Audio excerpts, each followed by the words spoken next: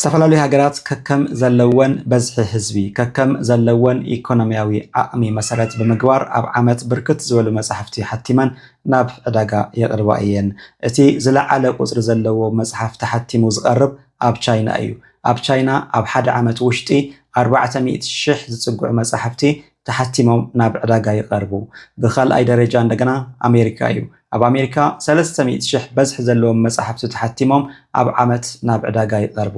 ብሳልሳይ ደረጃ ዩናይትድ ኪንግደም ኣሕቲማ ናብ ዕዳጋ ተቕርቦም በዝሒ መጽሓፍቲ እዮም።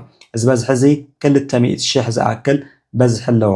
200,000 መጽሓፍቲ ኣብ ዩናይትድ ኪንግደም ብዓመት ተሓቲሙ ናብ ዕዳጋ ይቐርብ። ኣብ መበል 4ይ ደረጃ ትርከብ ጃፓን እያ።